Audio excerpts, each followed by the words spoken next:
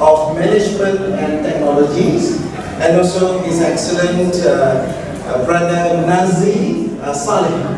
Yeah, as he told me just now, Saleh is Saleh. Yeah, alhamdulillah. So the leaders of our delegation, Datuk Muhammad, Dr. Monet, and also Dr. Nicholas Kiman, brothers and sisters, ladies and gentlemen. Yeah, when I give the title of the talk, actually, my intention is to talk to the researchers, which is the faculty members of the university, which is the professors, the lecturers, the associate professors. But when I look at so many students around me, then I don't think so this title is suitable for all of you. But I will talk about management and also how to be a university's life, in a university life. Especially in our concern is on the, multiracial, multi-religion, multi-cultural society, especially in Cambodia. Okay, next please. Yeah, why we create a universities? And what is the role of a universities actually? And why you come to university? Do you know why do you want to study in university? Yeah? To get what? To get? No answer. You want to study, isn't it? You want to study, you want to get your degree, you want to get your diploma, education purpose. First thing is you want to get trained. Education. Okay? Second thing, in the university also, we do some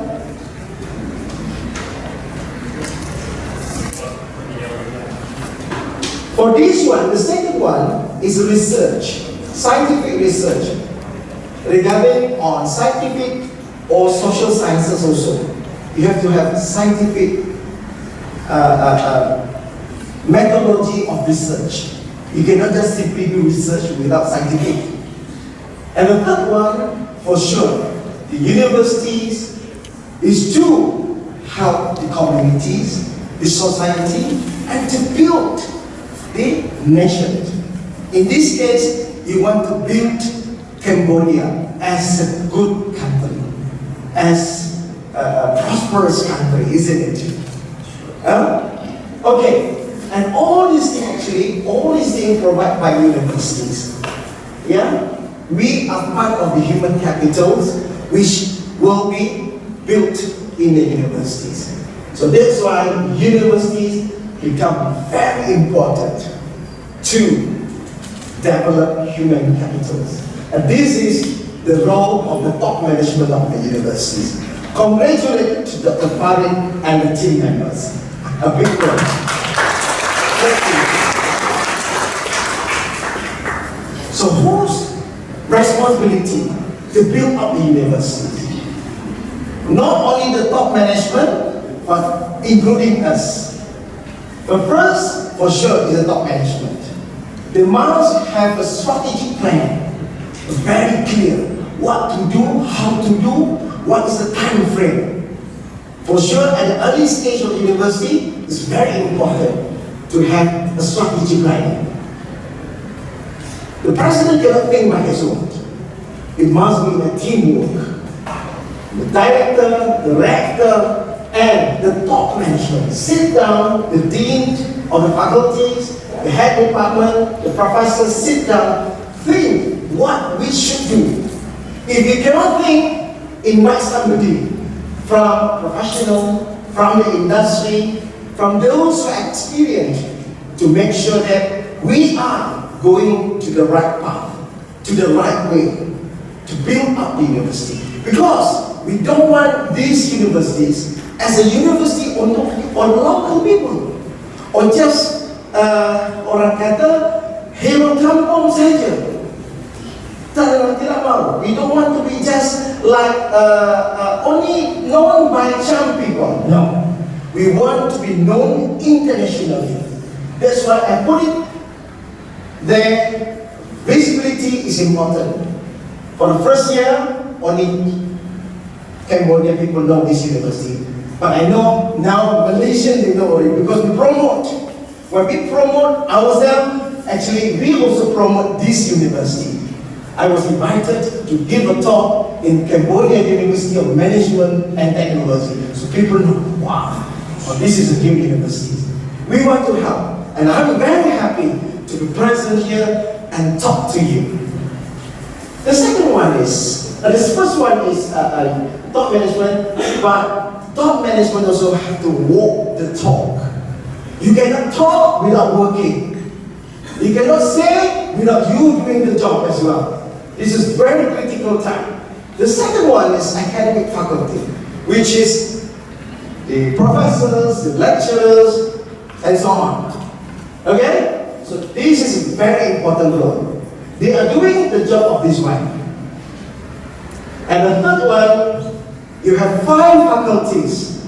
I'm very impressed that as a new university, you have 5 faculty, which is considered very good. And must make sure that all the program, the bachelor program, the diploma program, is well accredited by the local system.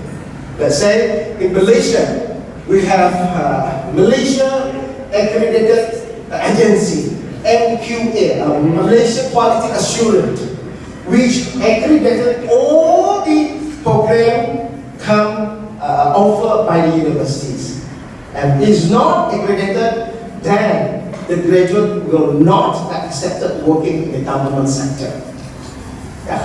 So not only from the local agency, but it's also good that one day from the professional body, international professional body.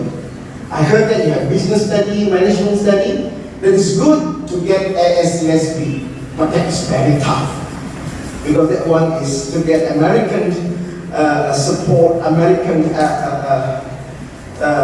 accredited program.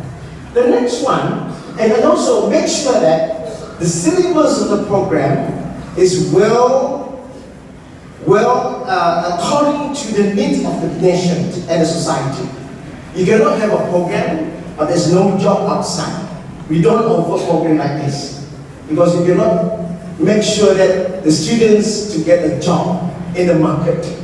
Okay? So must updated syllabus, including the curriculum as well. The last one is all the students. All the students also play a very important role. So that means you are the students to bring up the name of the universities. These are the people who are going to bring up the name. You have to score. You have to study. Make sure that you have a good pointer in every of the semesters. You have to get a good marks. Play, but also study. Okay, next one. So when I lead University Malaysia Sabah as a Vice Chancellor, we call it Vice Chancellor.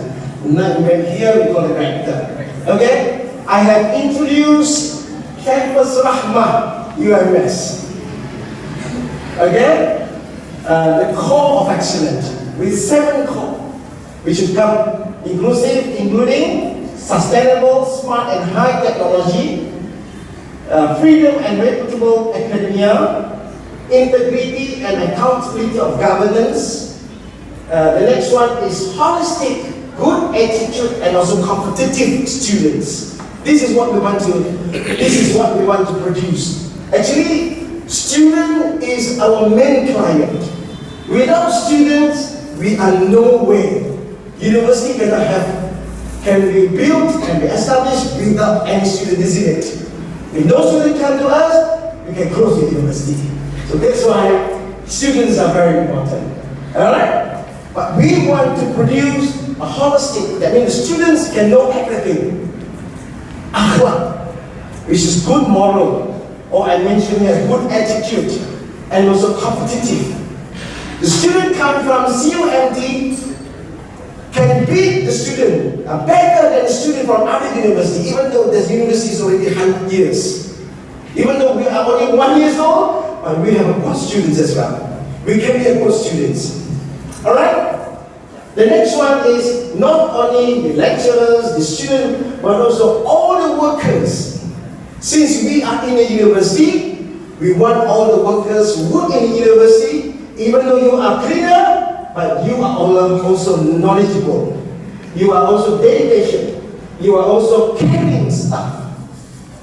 This is what we want to build up the society. And one thing is regarding on core assistance of our topic today. When I was in Sabah, Sabah is a state in the east of Malaysia, in the Borneo Island, you know, whereby Sabah, Sarawak, and Kalimantan. Do you know that? Which Borneo Island? You have to check the map of Malaysia, of the Southeast Asia, then you can see there is the second largest island in the world. The first largest is Australia, the first one, the largest island. The second one is Borneo. Borneo consists of Sabah, Sarawak, Kalimantan, which belong to Indonesia, and also Brunei Darussalam as another country. Okay? And in Sabah, we have more than 40 ethnic. 40 ethnic mean not only ethnicity, but also cultural difference. Languages different. Food also different. So we are staying in a multicultural condition whereby harmony, respect, and acceptance is very important. Similar to what we are talking today. I'm giving you 5 principles. 5 principles, simple one. How to stay in a multicultural, multi-religion country. For example, in Cambodia. First one is tolerance. We can tolerate with everybody in certain things. Our principle is clear, but we must tolerate. We must give, we must take sometimes. You don't always give, okay? But you have to take also. But you don't take only without giving anything. First thing. The second one is respect, mutual respect. What is mutual respect? I respect you, you respect me. Second one. The third one is understanding. You understand me, I understand you. So that we don't quarrel. We can stay in peaceful, in harmony. The fourth one, acceptance. Acceptance means you can accept the different. You can accept differences. Because when God created us, we are not the same. Are here everybody the same? No. I can recognize A different from B. The face are different, isn't it? My eyes also different from your eyes. But this one is who created? God creation. SubhanAllah. God created us different races, different tribes. Why?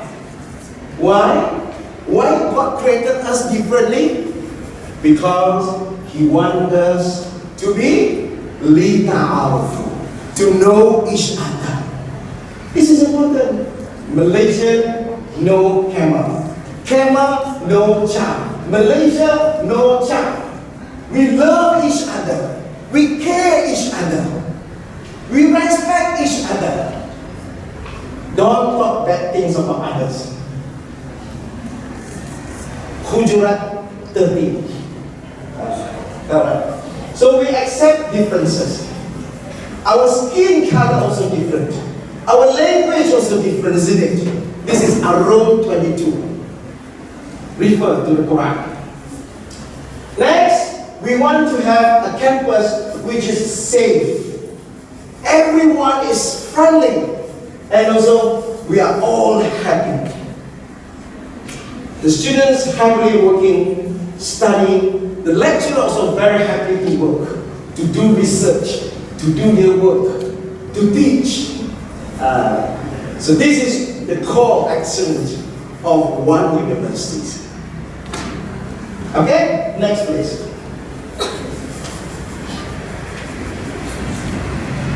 What are the duties? No. Go back first, don't show this one first. What are the, because I'm going to show this one only. What are the duties of academic faculty? What is the duty of lecturers, of professors in universities? If you think teaching only, then I'm saying you are wrong. Because I can list down the next one, which is 9, at least 9 duties. Next one, of academic faculty. In Malaysia, we call this 9P, 9P, because all this thing is P until now. If you are thinking of teaching, then you have to go to the college, not university. In a school, yes, teaching only, not in university. When you're talking about if you are a lecturer of a university, okay. If we're talking about university, just wait. There are 9 duties. Okay? The second one is, for sure, is teaching. But we are teaching different level. Undergraduate, the bachelor degree, and also postgraduate, which is the master's, and also the PhD. I believe CUMT now only have bachelor degree. So they have to plan for future. So all the program, you have masters and PhD also. And the lecturers and the professor also must have a PhD at least in their qualification. One day, inshallah. But we have to put it in a strategic planning. In Malaysia, the lowest one is about 60%. We cannot lower than that actually. We want to increase up to 100%. We are no more taking any lecturers with master degree, no more. We are only taking PhD.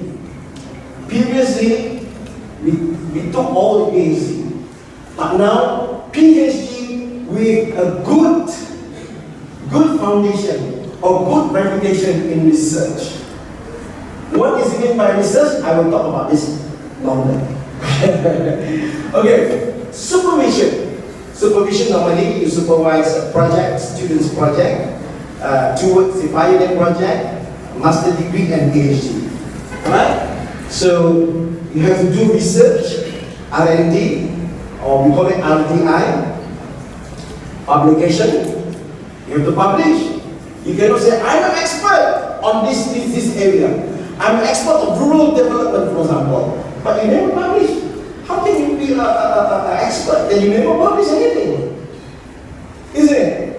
You don't write any paper. You don't present any conferences. Nobody knows you. Who are you? You want to build up our career as a lecturer, you have to build up your own capability and visibility to the international academic society. For example, you want to do some work. You want to do, the lecturer asks you to do some assignment. So sure you have to think, isn't it? When you write, you have to think, get some new idea. Search for journals, for books.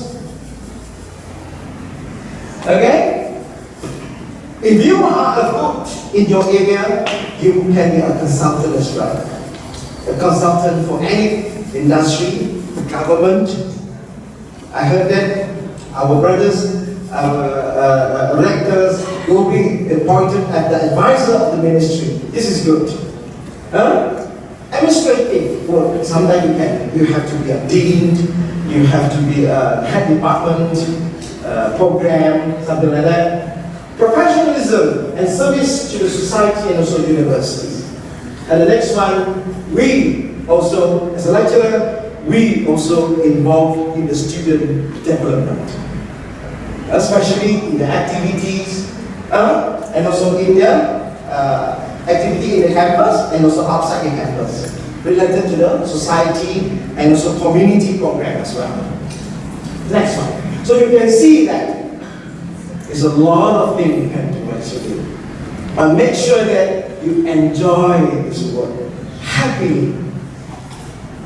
Don't force yourself, but you know that if this is the way you want to take as a lecturer in future or now, then these are the things you have to do. So for example, you want to do research, you cannot do research just doing that. You need money. So that's why you need to produce a proposal. Apply for a grant. I have searched in Google. I asked IKIM. He told me that there are a lot of opportunities to get a grant actually in Cambodia. Not only in Cambodia, but also from outside the country. Because Cambodia is still considered as a third world country, so they have a lot of opportunity to get grant. So you can do research. For sure you need students. One day the student now is only first year, isn't it? The student is now first year. So, but the student will do the research at the end of the study. So there is a 5-year project. So the lecturer can ask them to do some small research and produce a dissertation. It's not a thesis, but a report. We call it dissertation. And master, for sure, if one day you are good, if you have a good professor in university, the postdoc will come over. Come over to have a project with a good professor in the universities. This one can come from any part of the world. They do research in Cambodia. They work here. But the university must provide facilities. You cannot ask people to do work without facilities. At least you have laboratory, the computers, the equipment, everything. And also the management should have also good networking from the other university. One networking is from the local university. You work with the local universities. I would suggest all of your students to get a mobility program to other universities, other world. Attached for 3 months or 1 semester. So that's why the university can have a joint program with other universities so that the student will have experience, studies and working abroad, especially in our Southeast Asian country or also in other countries as well. There are many universities are looking forward to have outsiders or foreign students to come over to have this experience. We are working, last time when I was in the US, we were working very hard so that our students can go abroad, to China, to Turkey. I visited Turkey, to Sabah University, we have MOU, MOA,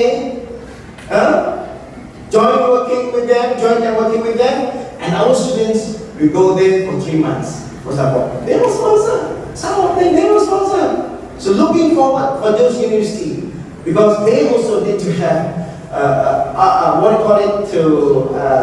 to achieve the KPI for a foreign student to the country.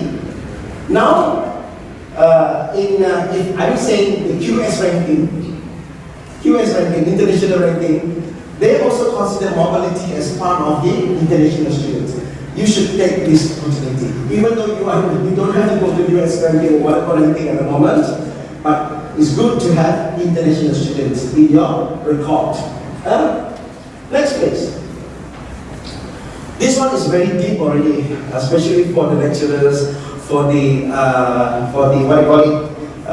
professors. how to publish. You can publish in the journals, in the books, and also conferences. But I would say that journal article. So those who are lecturers, the professors, whatever, you can write a simple one now, a literature review, or we call it a review article. That one, you don't have to go to do research, but you just review some of the articles and become a journal. You publish under the name of UMT. So, don't publish simply in the journals, I would say lousy journal, not recognized by others. It's good to publish in the index journals. Okay? So that the visibility of the papers can be reached outside in other world. Okay? Means that people from other universities can access our articles. Because when you do research, you want the knowledge to be disseminated to the whole world. It's not for us. If you do research, you want to do something, isn't it? You don't want to shock sendiri, how to say shock sendiri in English. You don't want only for your own, isn't it? You want to do it for the benefit of the humanity. Like just now, the one mentioned about khairun nas anfa'uhum linnas. You want to benefit other people. So this is what we benefit other people. You create the knowledge actually in universities. Not only teaching, but you create new knowledge. Next please. That's why I'm saying that if possible, if you have to publish in the index journal. I would suggest at least in a Scopus journal. At least. Because of Scopus, you have areas of areas, not only science, but also in life science, social science, physical science, and so on. Okay, I don't want to talk too much on this one actually. Next. Yeah, something about myself. Is it okay? You don't know me yet, isn't it? Let me tell you, who am I now? I come from a kampung, a village actually, in Kota Kinabalu. When I was born, I stayed in the kampung area. It's a water village, something like this. But this is not the house, I don't have a picture. Similar like this, in the water. In the town in Kota Kinabalu. This is where I was brought up. This is when my father was working in this shop. This is my playing area, playing ground. So then, how from this, so I go in 2 universities. One in UPM. I joined UPM first. UPM, and then suddenly I was called, appointed to be the rector of this big university in Sabah, University in Sabah. 3 years, at least. Alhamdulillah. So this is the experience that I have to share with you today. Okay? Next please. So this is what am I? I'm a small boy. I'm a real teacher. This is not from internet. I was born in January 68, so you can calculate how old am I. How young am I? No older. So I have my standard 5 assessment, and then this is the form 3, form 5. I'm not from Hong Kong. My father is Chinese actor. Because I'm Chinese. Because I'm Chinese. But a Chinese Muslim. Just to let you know, when I was born, 68, my father already passed away in 1967. 1 month before I was born. Due to the accident. Yeah. So I don't have father. When I was born, I don't have father. You all still good. You have father and mother. Then I have to study hard. Then my mother married to my stepfather. Unfortunately, my stepfather also passed away in 1st of May 1985. That's why yesterday for 1st of May, I always remember 1st of May. Because I was in the hospital and my stepfather passed in front of me. But it's okay. Alhamdulillah. Then I study.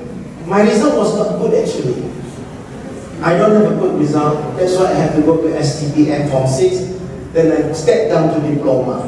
By right, I should go to the degree. My result was not so good. But doesn't matter. You always have a good chance later on. Then, after my diploma, for 1 year, I jumped to the bachelor. Just 1 year only, but I jumped to my bachelor. I didn't get the diploma, okay? Because I was promoted to bachelor. Then straight to my master's. And then I was appointed as a tutor in UPM. Then I go for my PhD in UK. Alhamdulillah, my thesis, no correction.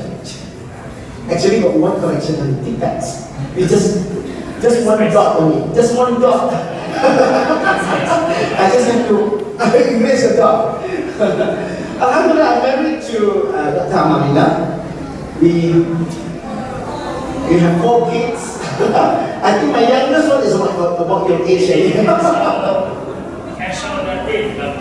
I didn't show it here. I'll show later. I'll show it here. Okay. This is part of my academic life.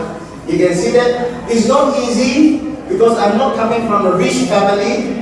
But since because I'm very determined, I'm a person very determined. Nobody motivate me actually. When I want to go for my PhD in Manchester, my mother asked me, "You are not scared of the white people? You understand? You are not scared of white people? Kamu tak takut orang putih?" I'm not scared. I said, I have nothing to scared of them. Okay, that's why. This is the first time we go to England. No any other of my family member go to England so far away to do my PhD. Okay, next. I climb up during my working experience. From my working experience. When I came back in August 1997, I was appointed as a lecturer. And then in 5 years' time, associate professor at the age of 34. I am very determined, as I mentioned. I'm very determined. I want to achieve as a professor before 40. I want to be a professor before 40. But it's not easy as well. Because in UPM is a research university. Okay? Alhamdulillah, I managed to get a professor at the age of 39, 2 months before I reached 40. Then from there, I jumped to my B and A after some time. Alhamdulillah, I know Professor A now. And also, Alhamdulillah, thanks God that I win quite a number of awards. My latest award is actually the gold medal for the excellence in chemistry, which is the highest award for a chemist in Malaysia last year. Alhamdulillah.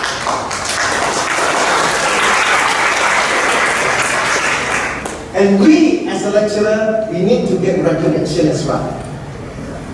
Very important from the professional bodies that we belong. Because I'm a chemist, so I'm also the fellow of the Royal Society of Chemistry, England, United Kingdom, the fellow of Malaysian Institute of Chemistry, and also fellow, this is the highest one in Malaysia, which is a fellow in academic science in Malaysia. The latest one is professional technologies, which is from the government body actually. Next one. Just now I'm saying that as academicians, we have a lot of things to do, isn't it? You have to teach, you have to research, you have to do papers, you have to publish, you have to do presentation. But at the end, during your promotion, you have to work on the career advancement. Make sure that you do what necessary for your career advancement or your promotion at least. So that's why the university have to set up what are the criteria for the promotion. Let's say from lecturer to senior lecturer to associate professor and to professor. What are the criteria? Very clear one. Very it must be adil, must be just, and also encouraging people to work and to get promoted as well. Next. This is me during my study. In 1992. With all my lecturers, some of them passed away already. This is my group. Like Hong Kong people, isn't it? Okay, right? Next. This is me in the lab when I did my master's. This is my supervisor, 1993. And this lab now become my office. This is my office now. But not all these apparatus, okay? Next. This is when I was started my PhD at Manchester University. And this is when I visited in 2017 because UMIS have merged with Manchester University, become one university already. Okay, next please. And this is my supervisor. My supervisor, very nice, a Scottish, very nice guy. Passed away.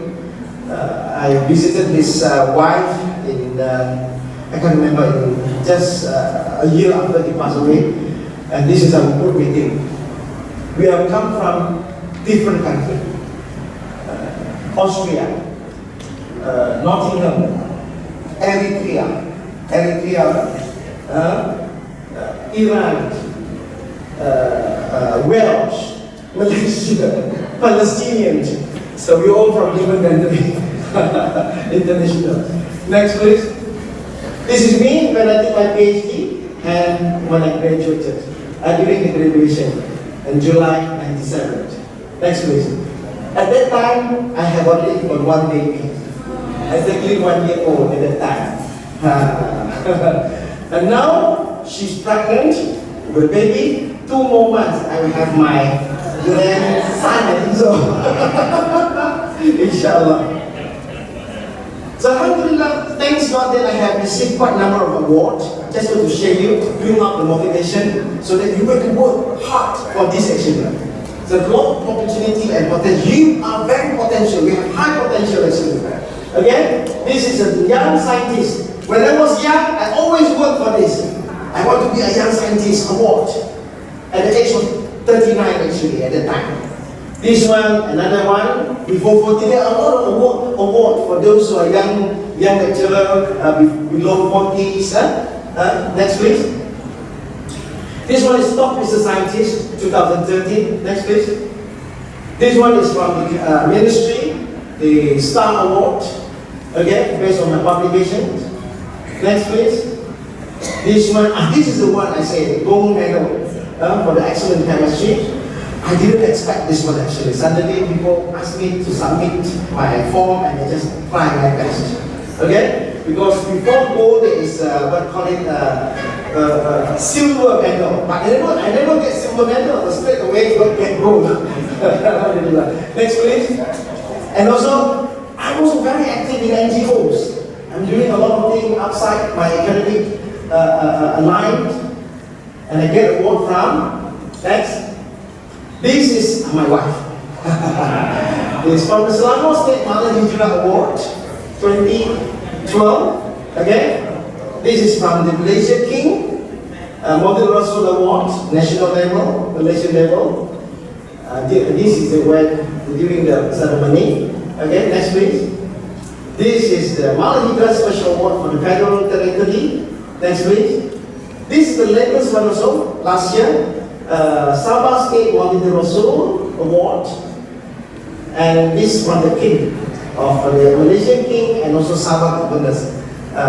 Just like popular in Cambodian something like that. So I managed to get Datuk ChM from them. Alhamdulillah. Thank you. So now is the topic.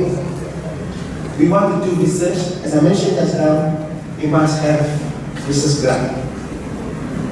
There are a lot of agencies actually who offer public grant. For example, I believe Ministry and the government of Cambodia, they have grants. This is government grant. In Malaysia, we have a Ministry of Higher Education and Ministry of Science and Technology. Have industry. Some of the industry, they are giving grants as well. Either small or big. International organization also giving some grants. So try to apply for the young lecturers, for the lecturer professor. We have to apply. Even though we are a professor in the university, we have to apply. If not, you're going to get very low marks every year as assessment. Okay? See what I did actually. Let me tell you, next week. So I applied for many grants. Either from the university get very low. See, only 10,000 ringgit, isn't it? Then I go to the ministry. I managed to get 120. From this grant, actually, I started a big project. Okay? I managed to have 3 PhD students from this grant, even though it's not many. Next week, and then we go for big grant. The biggest I have is 4 million from the government. So this is where I built up my lab. So not easy to get, but we have to work hard for this actually. Alright? So just keep going because I get my latest one is I have just recently this year I got half million ringgit from Petronas, which is the petroleum national company in Malaysia. Half a million. Next please. Students is very important. I mentioned that students is very important. So after you finish your bachelor degree, continue for your masters and PhD. PhD is not difficult. You see our brother, our uncle, Dr. Monir, he's going for the 2nd PhD. Wow. I don't think I want to have my 2nd PhD. I already told Dr. Nick. But it's okay if you want, no problem. Postgraduate is important for research.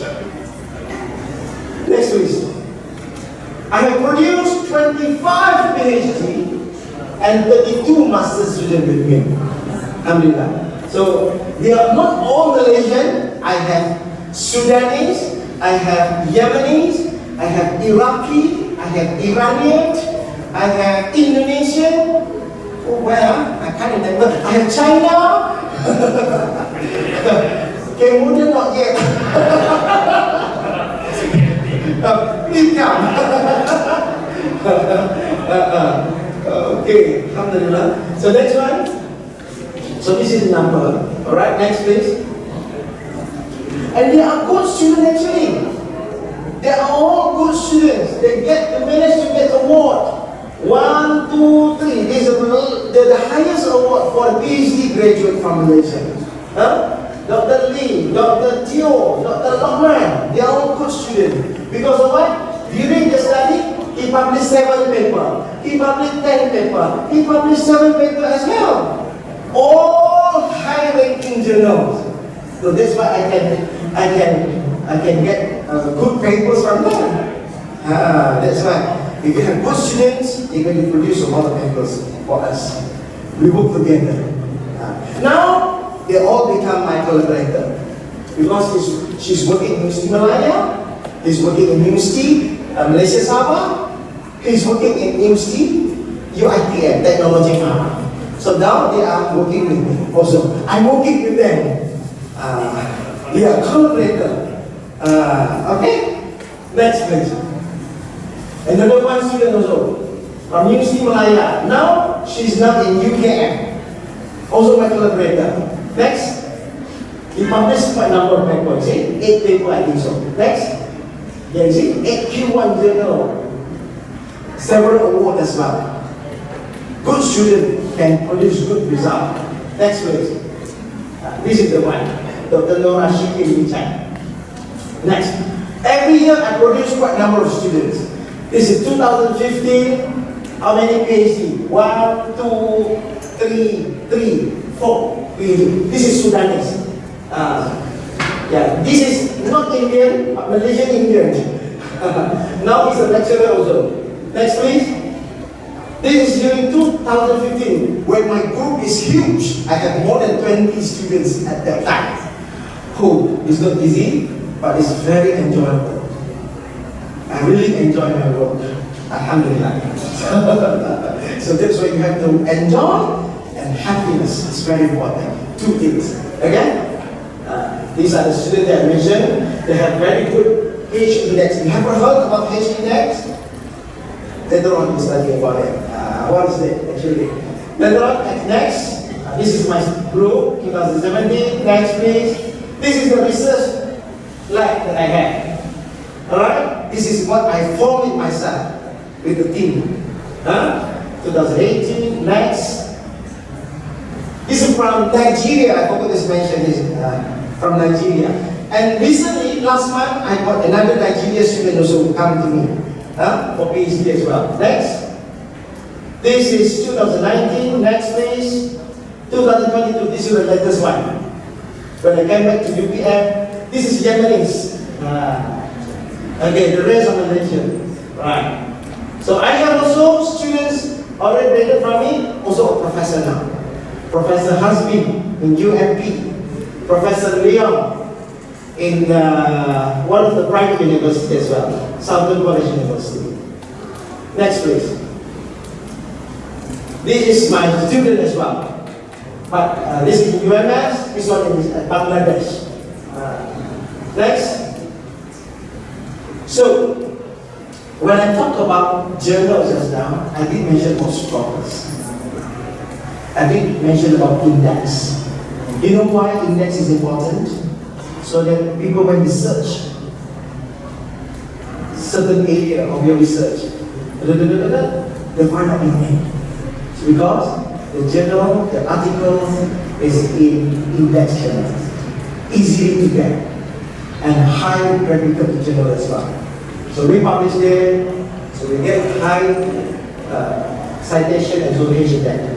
Later on, I can talk to you if you are interested on this one. Actually, I don't want to talk to in detail. Next, please. Next. This is the one impact factor of the journals. I don't want to talk about this. Yeah. So next. Yeah. How to publish in a good ranking journal, whereby normally we do some review articles. And then we do some methodology research. But this is too deep for you actually. This one is not suitable for the student. But I think if you do research, normally you will research journals or articles which relate to your work. Next, please. Next. I don't want to talk about this.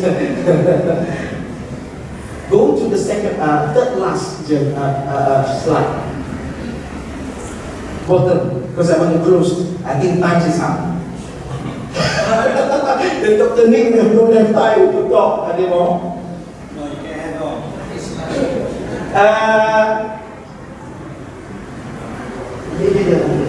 This one. This one. Before. This one. Yeah, this one. Highlight this one. I want to highlight this hadith actually.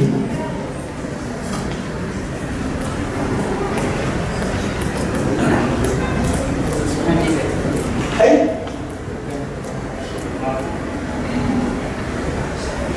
What the hadith?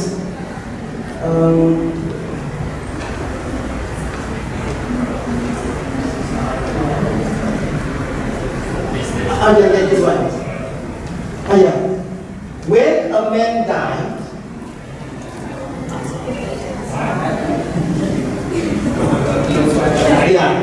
when a man dies, his good deeds come to an end. They mean, if you die, you cannot do any good things, isn't it? But accept three things that you did before you died. First thing is ongoing charity. Sadaqah Jariyah.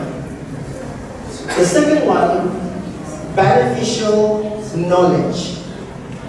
Ilm, the knowledge. Either you teach people or you create a new knowledge. In the university, you not only teach, but you create a new knowledge. So that one is not easy, but can be. Beneficial knowledge. The third one is the righteous child who will pray for him. anak yang soleh. So this is where I always say a beneficial knowledge is important. That we can create it, we can educate it, it can be beneficial for other human beings. So this is let me share with you 2 examples.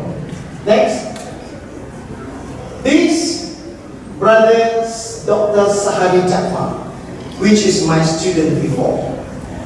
Later, he became a lecturer in UMS. But when I joined UMS, he is no more. He passed away 2016 because he was my student before. Again, in UPM. This is his publication. You can see every day he published, but he already passed away in 2016. Where about 16 this year, when he published what number of record. And after that, this is the citation.